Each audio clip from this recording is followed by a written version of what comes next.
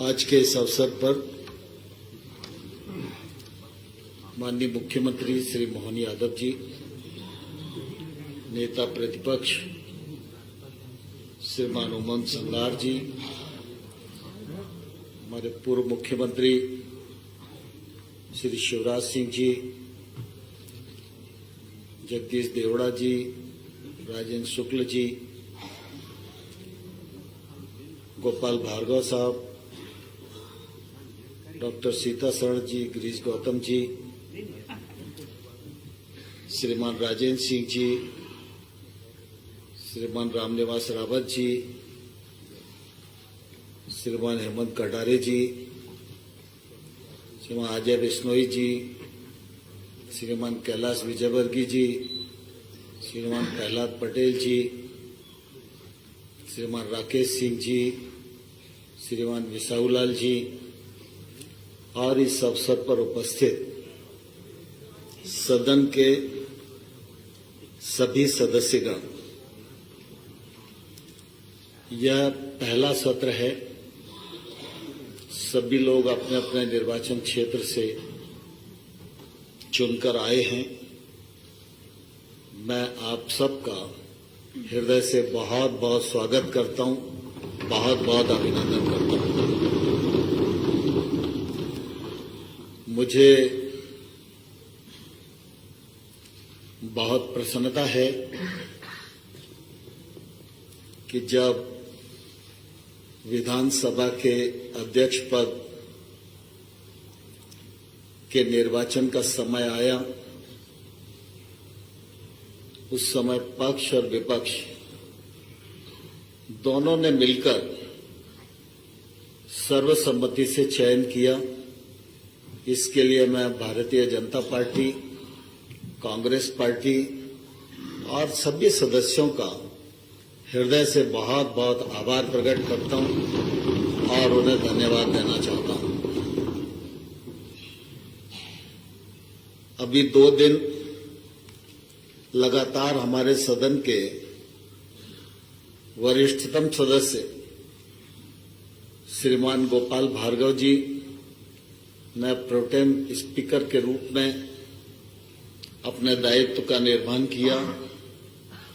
हम सब लोगों को शपथ और प्रतिज्ञान कराया और कार्रवाई का जो सफल संचालन, निर्वाचन प्रक्रिया का संचालन उनके द्वारा किया गया, मैं उनके प्रति भी आभार प्रकट करता हूं और उन्हें बहुत बहुत धन्यवाद देना चाहता हूं। मित्रों, हमारा यह सदन बहुत ही गौरवशाली सदन है। पंडित कुंजीलाल दुबे जी से लेकर गिरीश गौतम जी तक ये एक लंबी यात्रा है और इस लंबी यात्रा में मेरे से पूर्व अध्यक्षों ने अनेक प्रकार के मानदंड स्थापित किए हैं, परंपराएं स्थापित की हैं और अपने अपने कार्यकाल में अपने अपने ढंग से इस सदन का गौरव बढ़े, इस बात का प्रयत्न उनकी ओर से हुआ है। अध्यक्ष के रूप में आप सबकी निश्चित रूप से मुझसे भी इसी प्रकार की अपेक्षा है। मेरी ईमानदार कोशिश होगी कि मैं आपकी अपेक्षा के अनुसार अपने दायित्व का निर्वहन कर सकूं।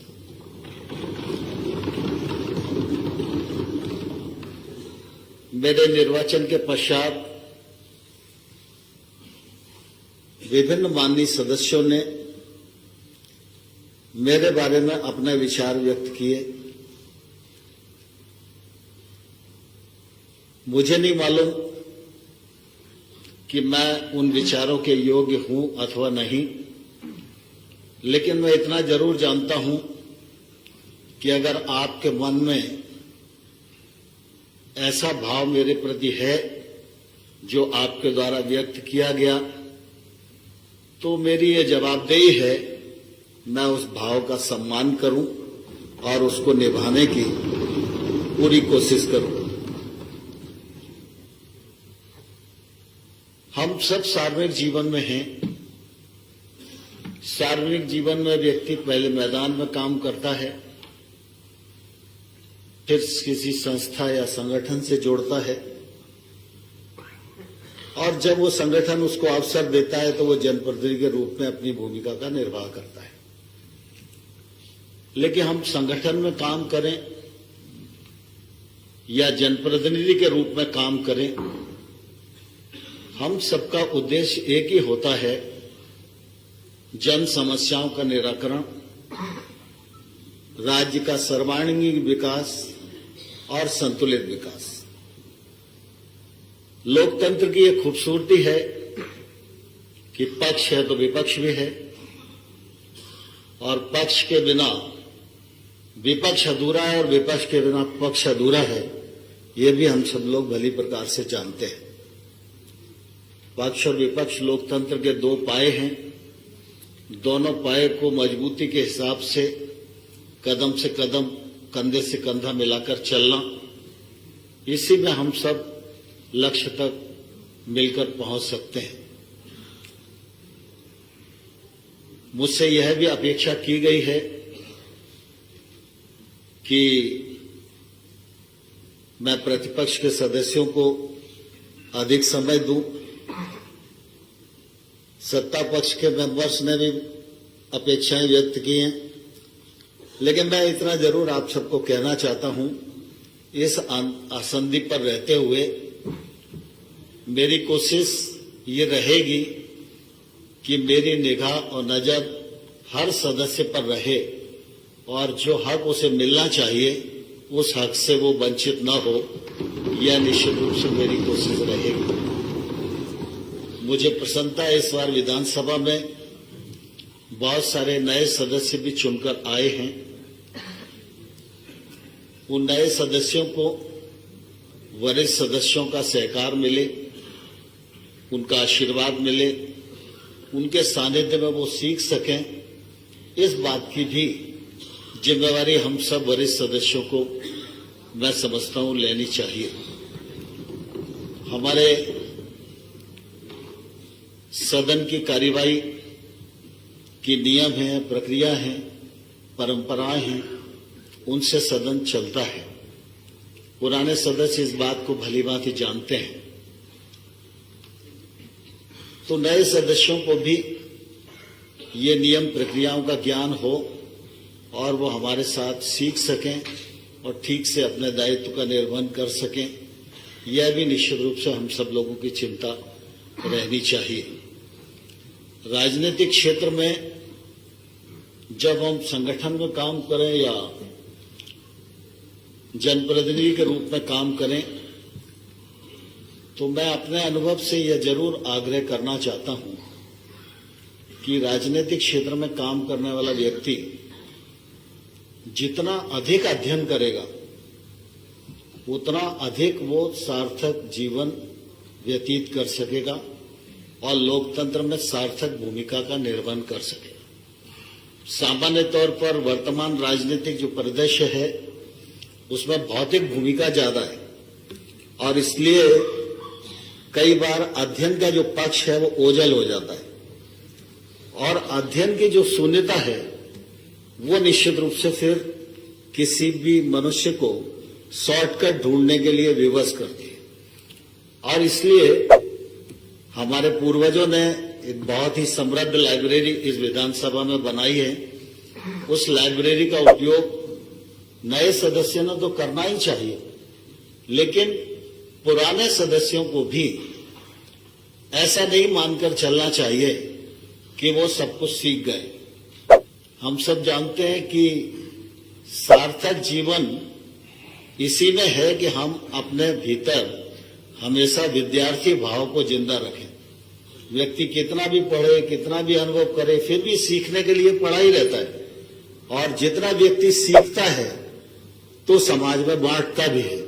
उसका लाभ समाज को भी होता है, उसके दल को भी होता है, उसके क्षेत्र को भी होता है।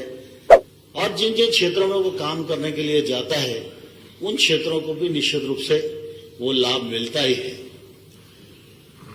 प्रश्न है, ध्यानाकर्षण है, ये एक अपनी प्रक्रिया है।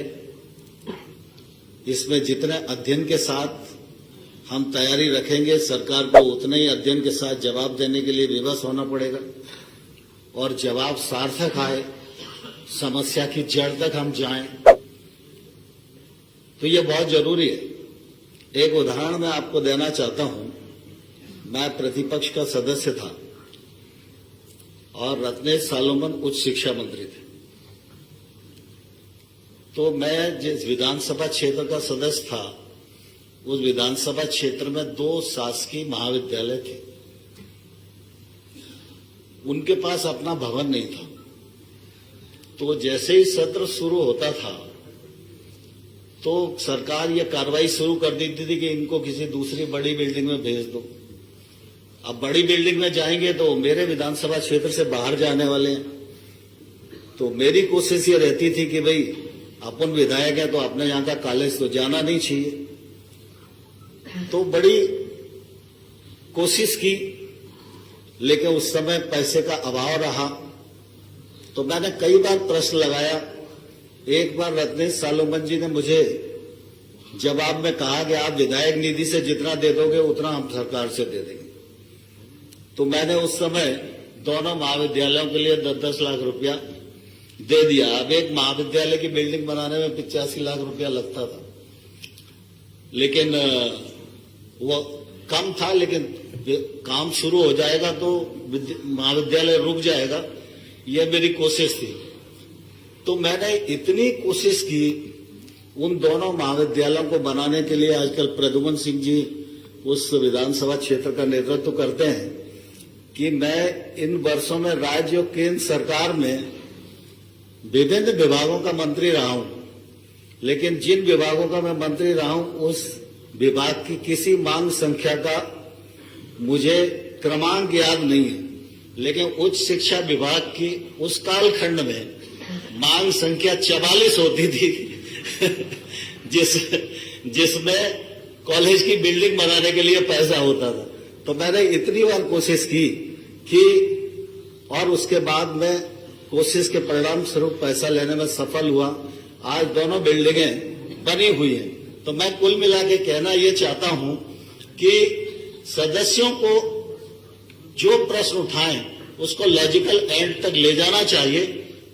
विधायिका का भी उपयोग करना चाहिए, व्यक्तिगत मिलकर भी कोशिश करनी चाहिए और सार्थक कोशिश होगी तो परिणाम आएगा ही। हम सब बहुत सौभाग्यशाली हैं कि हमारा यह सदन बहुत ही गौरवशाली सदन है। हमारा अपना मध्य प्रदेश गौरव से परिपूर्ण है और लोकतंत्र का यह पावन मंदिर जो मध्य प्रदेश की महिमा को मंडित करता है, इसकी महिमा को और बढ़ाने में हम सब लोगों को कदम से कदम और कंधे से कंधा मिलाकर चलना होगा। आप सबका सहयोग और आप सबका समय समय पर मार्गदर्शन मुझे मिलता रहे, जिससे कि मैं इस कार्यवाही का आपकी अपेक्षा के अनुरूप संचालन कर सकूं। आप सभी ने जो विचार व्यक्त किए उसके लिए बहुत बहुत धन्यवाद। माननीय अध्यक्ष महोदय, एक अनुरोध है मेरा।